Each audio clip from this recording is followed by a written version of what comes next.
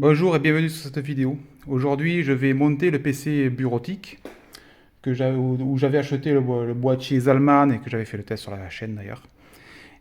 Donc ce PC va se composer comme suit. Comme ça, voilà. Bon, j'ai pris c'est des matériaux de récupération que j'ai acheté des trucs d'occasion et des trucs neufs. Voilà. Donc je commence par la carte mère, c'est une MSI B450 Tomahawk donc un chipset B450 pour AMD Ryzen. Et il faut bien sûr prendre une carte mère en fonction de votre processeur, parce que là, le B450, on ne peut pas mettre du Intel dessus, on peut mettre que du AMD. C'est une ancienne référence de la Tomahawk. La référence d'après, c'est la Max. Donc celle-là est très limitée en processeur et elle n'est pas compatible avec les derniers Ryzen. Et pour que ce soit compatible, il faut mettre à jour le firmware, le BIOS en fait. Qu'est-ce qu'il y a à dire de plus? J'ai acheté, oui, d'occasion, un petit processeur. Bon, c'est un tout petit processeur, c'est un Athlon 3000G. Je ne sais pas si on peut voir. Voilà, Athlon 3000G. Un Athlon 3000G, c'est un Ryzen, mais bridé à 2 cœurs, 4 threads en fait. Pour de la bureautique, c'est largement suffisant. Il tourne à 3 Go 5. 8 Go de RAM, en DDR226, barrette verte. Là, c'est un SSD format NVMe à Samsung 960, 240 Go, tout petit, c'est largement suffisant. Et comme j'ai acheté le processeur sans radiateur, j'ai acheté à côté un radiateur de chez Enermax. Voilà. Le ETS N31, c'est un petit radiateur, mais qui sort déjà plus silencieux puisque celui-là d'AMD fourni. Et l'alimentation, totalement overkill pour ce PC, puisque le processeur fait 35 watts. Une Corsair HX650, c'est une vieille référence, elle a 8 ans l'alimentation, mais elle marche très très bien. Donc voilà pour la présentation. Donc pour choisir le processeur en fonction de la carte mère, il faut aller sur le site du constructeur, de MSI là. Dans support, liste des processeurs supportés, et il faut chercher bien sûr prendre un processeur qui soit compatible à la carte mère, sinon ça ne marcherait pas. Idem pour la RAM, la RAM c'est la DDR4, si vous prenez la DDR5, ça ira pas sur cette carte mère. Il faut bien choisir en fonction de ce que vous voulez. Bien sûr, le PC est évolutif, c'est-à-dire qu'on peut ajouter de la RAM, mettre plus de RAM, mettre un processeur plus gros. Il n'a pas de carte vidéo, j'ai pas pris de carte vidéo parce que pour de la bureautique ça sert à rien, donc j'ai une version avec carte vidéo intégrée, d'où je sais pas si on peut voir, chez AMD c'est facile à savoir, il y a un J à la fin de la référence.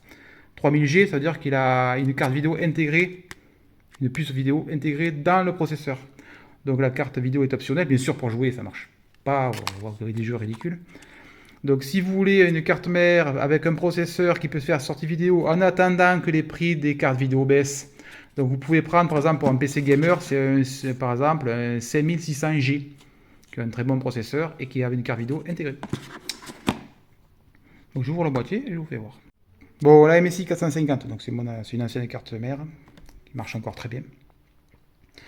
C'est censé être une carte plutôt dédiée aux jeux vidéo, parce qu'elle a une carte mère, oui, une carte mère dédiée aux jeux vidéo, parce qu'elle a des gros VRM, des radiateurs, tout ça. Pour overclocker, c'est bien. Les étages d'alimentation supportent 200 watts de puissance, c'est énorme. Là, j'ai pris un processeur, 35 watts. Donc, qu'est-ce qu'elle a de particulier? Bon, le port PCI Express 16X renforcé pour la carte vidéo, si la carte vidéo est trop lourde. Le port NVMe est là, comme on peut le voir. Là, la carte, les ports SATA, ils sont inclinés, c'est plus pratique pour les brancher, il y en a 4. Le connecteur de la carte mère. À l'opposé, le connecteur du processeur qui est là. Et à l'arrière, on a le classique, très classique, les deux ports USB, clavier souris, même le clavier format PS2, le format. Du DVI pour la sortie vidéo, du HDMI, 3 ports USB 3.0, un port USB-C tout en bas, on voit mal, les entrées-sorties son, et spécificité de cette carte mère, le bouton flashback, qui permet de flasher le BIOS sans processeur. Ça veut dire si vous allez sur le site du constructeur, vous voyez que vous avez une vieille référence de BIOS, je ne sais plus où elle est marquée. Voilà. Donc si vous voulez mettre à jour votre BIOS sans mettre de processeur, vous mettez une clé USB. Il faut suivre les instructions sur le site MSI, mais il faut qu'elle soit petite, formatée en FAT32. Le BIOS soit nommé d'une façon particulière. Vous mettez la racine de la carte de la clé USB. Vous branchez la clé USB sur le port tout en bas. Vous démarrez le PC, dès que démarrez, vous laissez appuyer sur le bouton quelques secondes, la clé USB va se mettre à clignoter, ça dure 2 ou 3 minutes, ça flash le BIOS sans avoir besoin de processeur. Très pratique. Donc par quoi on va commencer? Je vais mettre le processeur en premier. Le processeur, c'est extrêmement simple. Chez AMD, les pins sont sur le CPU. Voilà. Attention de ne pas étendre. Là-dessus, il n'y a pas de pin. C'est-à-dire que c'est juste ça enfonce dedans, c'est porosif. On appuie sur le côté, soulève en même temps. Voilà, le connecteur est ouvert.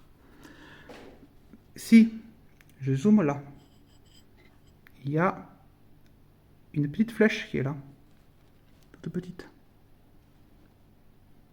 Cette petite flèche correspond au processeur.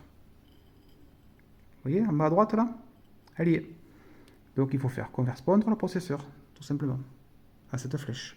Après, c'est un jeu tout simple. Il suffit de regarder là. Vous voyez, il y a des endroits ça fait un triangle, des endroits ça fait un carré, donc il faut que ça corresponde sur le support, sinon ça ne marcherait pas. Voilà. Donc en faisant correspondre à la petite flèche qui est marquée là aussi, à l'extérieur, sur la petite flèche de la carte mère, on appuie dessus et on baisse le levier. Et le processeur est mis. Voilà, c'est vraiment très simple. La mémoire, c'est pas très plus compliqué non plus. Il faut regarder sur la notice d'emploi comment brancher, mettre les barrettes en fonction du nombre qu'on en a. Parce qu'il faut que la carte mère supporte du dual channel, ça veut dire qu'on double la bande passante. Mais il faut que les deux baquettes soient positionnées à une position particulière.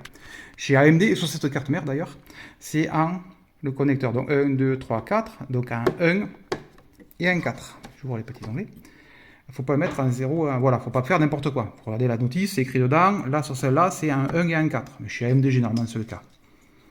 Donc, il y a un connecteur, un côté. Là, au milieu, vous voyez, il y a des trompeurs. Celui-là est plus court que là. Donc là, c'est simple, sur la barrette. Le côté le plus court qui correspond, c'est toujours pareil. Je glisse dans la fente. Et après, on appuie de chaque côté. Les onglets se referment tout seuls. Et je fais pareil avec l'autre. Et pareil, j'appuie dessus d'un côté et l'autre. Et ça bouge plus. Donc je vais continuer. Je vais mettre le SSD. Est-ce que mon tournevis c'est pas trop haut? Non. Vous voyez, il y a un vis devant. Il y a différentes longueurs de SSD. Je ne sais pas si vous pouvez voir. Voilà. Il faut mettre le vis. Normalement, il est mis à la bonne position pour que tous les SSD, ils sont 95% des SSD font cette taille. Aille là. Mais si vous avez un plus long ou un plus court, il suffit de déplacer le support de dessous. Donc je récupère mon petit vis. Voilà, il est tout petit. Voilà. Là, c'est vraiment très simple à mettre. Vous allez voir. On attrape le connecteur qui est là et on le met dans le connecteur en face. Avec le téléphone, je sais pas ce que je fais. Hop, vous voyez, j'ai légèrement incliné, ça s'enfonce tout seul dans le connecteur et je repose. Voilà. Et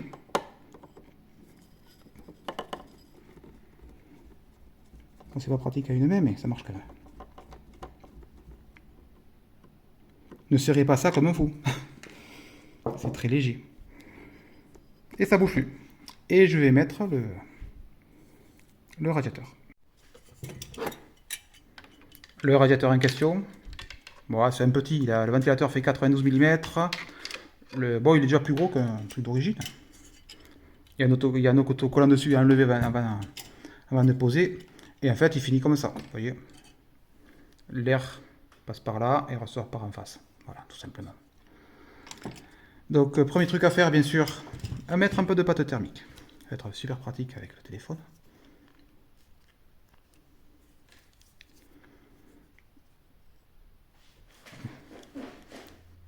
Cooler Master. Je vois rien du tout. Personnellement, je fais une petite croix. Voilà, il y a 50 solutions pour mettre de la pâte. Voilà, et je vais essayer de l'étendre On va faire voir. Donc sur le radiateur, j'enlève cet autocollant là.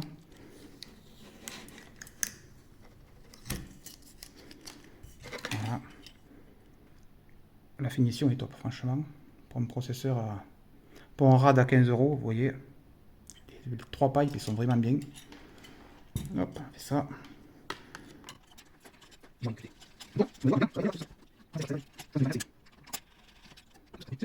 C'est vraiment un bon processeur qui chauffe, et comme il faut, vraiment. Voilà, on tourne bien, après c'est bon. Vous pouvez en mettre, l'établir avec une carte bancaire, après de la façon en tournant, le surplus va se barrer sur le côté. Et d'ailleurs, je viens de voir que ce radiateur, il ne va pas sur tous les côtés du processeur. Bon, c'est pas bien grave. Donc, sur le côté, il y a une patte, là, pour le faire passer dans l'onglet. Je la fais de suite. Si j'arrive. Voilà. Ça y est, c'est mis. Mais croyez-moi, il va pas s'envoler le machin. Il y a certains radiateurs plus gros, genre les Noctua ND15 et compagnie, là. Il faut dévisser les trucs en plastique et les remplacer par le support fourni par le radiateur. Bon, il suffit de lire la notice. C'est avec ce petit ventilateur NRMAX là, le système de rétention est déjà celui-là d'AMD fourni de base. Et ils fournissent à côté un système pour brancher une Intel. Au passage, ils fournissent aussi la pâte thermique. Pas beaucoup de pâte thermique, mais bon, suffisamment. Une fois que c'est fait, bah, pas brancher, il faut pas brancher l'alimentation du radiateur, du ventilateur du radiateur. Je sais pas si on voit, voilà. Il est écrit dessus, sur chaque connecteur de ventilateur, là il y en a plein sur cette carte mère. Je sais pas où on le voit, ah, il est là. 6 fans. Donc là il faut chercher le CPU fan, bon il est là-bas derrière, je le sais. Donc là il suffit de brancher. Il y a un détrompeur, on ne peut pas se tromper de sens. C'est un 4 pins, ça veut dire que la vitesse sera parfaitement régulée depuis le BIOS. Voilà, parfait. Et donc, bon, on a fait tout l'assemblage. Là, il suffit maintenant de poser cette carte mère dans le boîtier.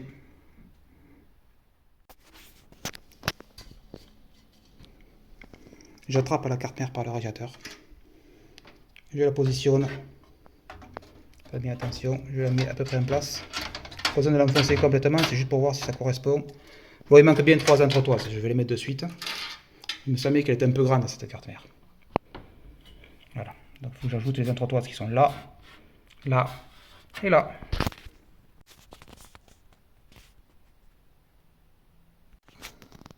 Elles sont livrées avec. Bon, bah, c'est très simple, il suffit de mettre dans le trou. Une.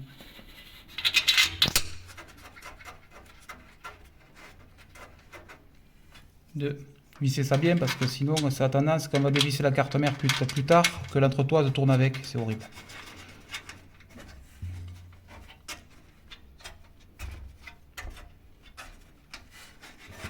Voilà, c'est parfait.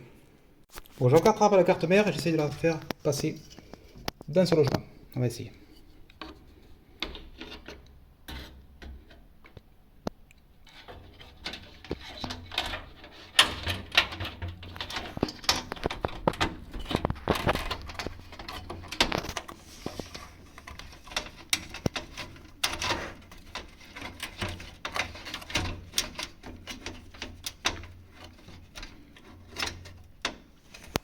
Ça a l'air pas mal. Ça a l'air bon, ça correspond bien à face des trous. Voilà, il suffit de prendre un vis.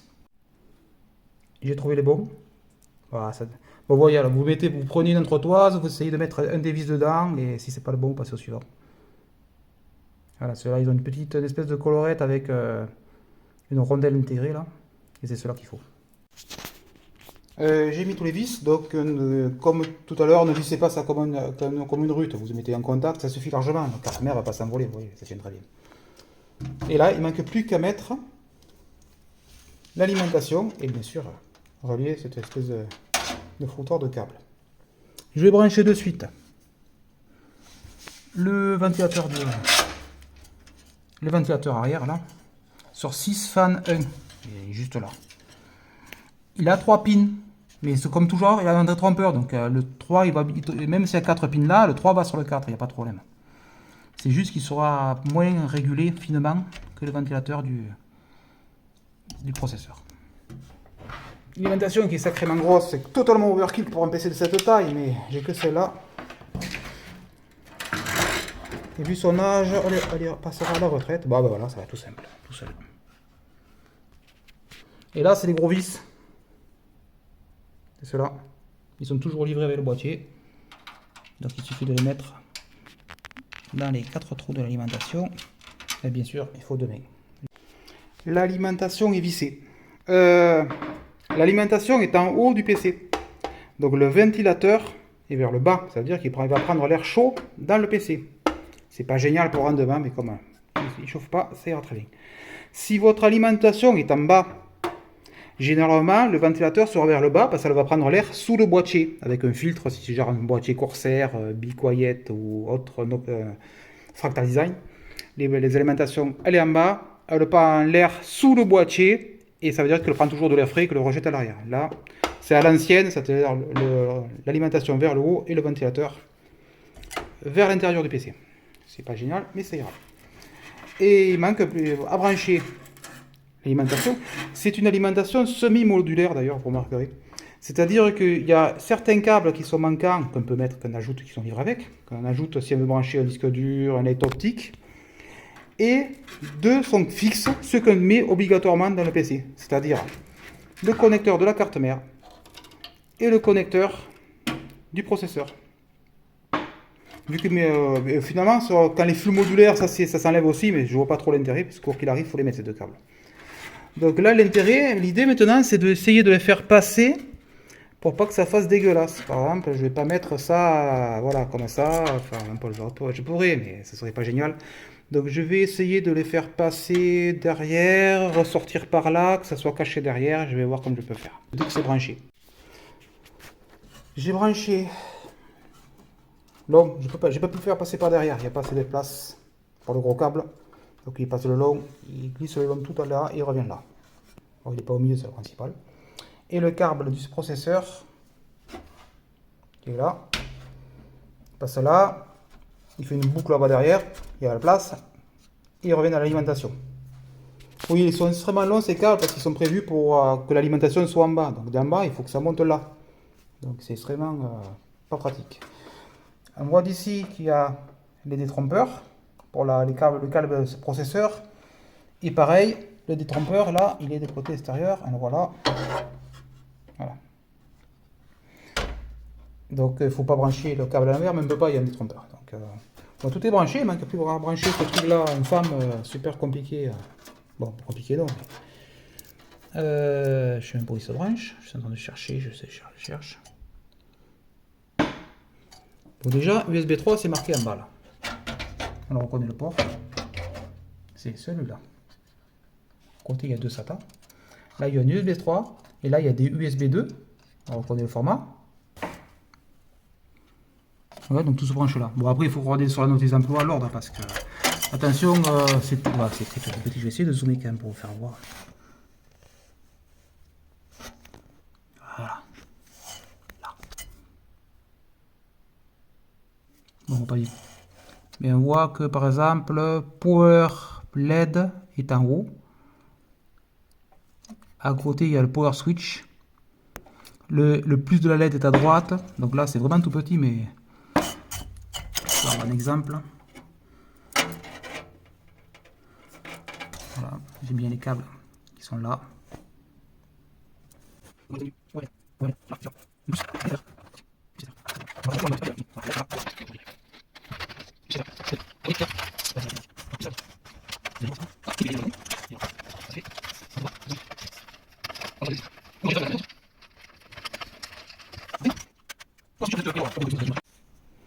Ensuite, USB-C, il y a un détrompeur. Tac. Je sais pas ce que c'est ce truc en train de promener là. Ah, je le remettrai tout à l'heure. Je vais pas faire du câble management. C'est quoi ça? USB-C écrit dessus. C'est écrit là. USB, il va sur un connecteur USB qui est là. Y a-t-il un détrompeur? Il y a un détrompeur dedans.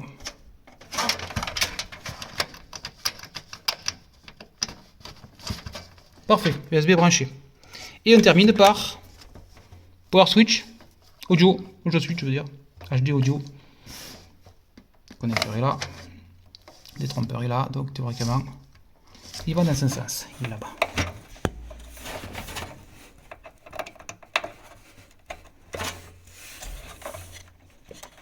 Et voilà, c'est branché. Je vais essayer, oups, je prends une lampe sur la tête. Je vais essayer de brancher ensemble les câbles pour pas que ça gêne trop.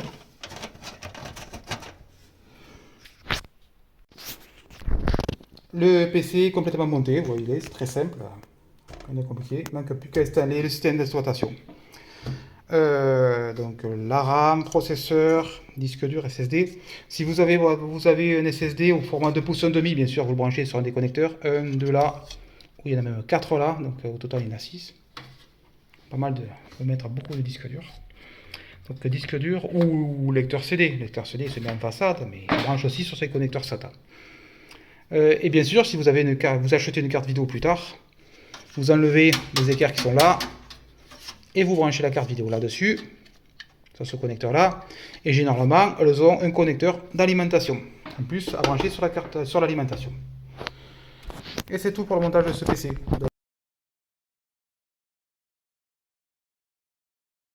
Et je boot le PC, bon, pas de problème. Là, au premier démarrage, il dit qu'il y a un truc qui a changé. Normalement, il a détecté un nouveau processeur.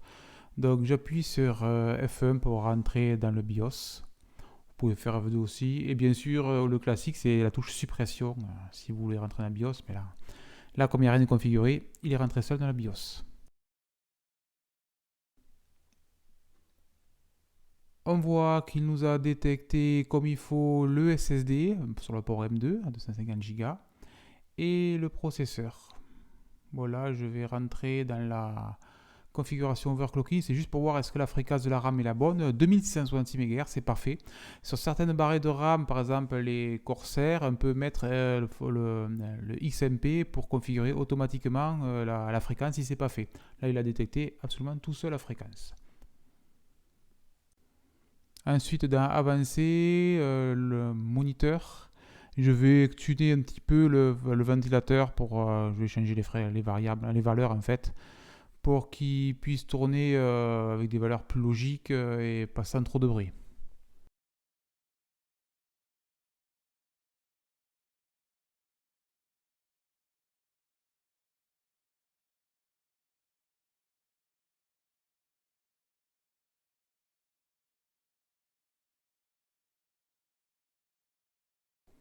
Une fois que c'est configuré, il suffit d'aller sauver le tout. Et l'ordinateur, au démarrage, nous demande un système d'exploitation. Mais ceci, ça sera dans une prochaine vidéo. Merci et à bientôt.